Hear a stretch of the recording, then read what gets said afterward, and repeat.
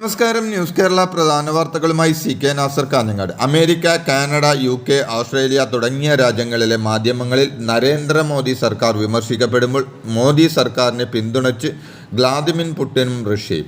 ഇന്ത്യയിലെ തെരഞ്ഞെടുപ്പ് അന്തരീക്ഷം അട്ടിമറിക്കാൻ അമേരിക്ക ശ്രമിക്കുന്നുവെന്നാണ് റഷ്യയുടെ ആരോപണം.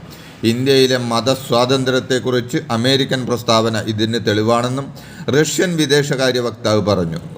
കേജ്രിവാളിൻ്റെ അറസ്റ്റ് അടക്കമുള്ള വിഷയങ്ങളിൽ വിദേശങ്ങളിൽ ചർച്ചയാകുമ്പോഴാണ് റഷ്യ മോദി സർക്കാരിന് അനുകൂലമായി നിലപാട് സ്വീകരിക്കുന്നത്. രാജ്യത്തിൻ്റെ സമ്പത്ത് നരേന്ദ്രമോദി അദാനിക്കും അംബാനിക്കും കൈമാറുന്നുവെന്ന പ്രചാരണം ശക്തമാക്കാൻ കോൺഗ്രസ്. മോദി തന്നെ ഈ വിഷയം ചർച്ചയാക്കിയത് വിജയമായെന്ന് കോൺഗ്രസ് വിലയിരുത്തൽ. അംബാനിയുമായും അദാനിയുമായും രാഹുൽ ഗാന്ധി ഒത്തുതീർപ്പുണ്ടാക്കിയെന്നും നോട്ടുകെട്ടുകൾ കിട്ടിയതുകൊണ്ടാണോ ഇപ്പോൾ രണ്ടുപേരെക്കുറിച്ചും മിണ്ടാത്തതെന്നും മോദി തെലങ്കാനയിലെ റാലിയിലെ പ്രസംഗമധ്യേ ചോദിച്ചിരുന്നു.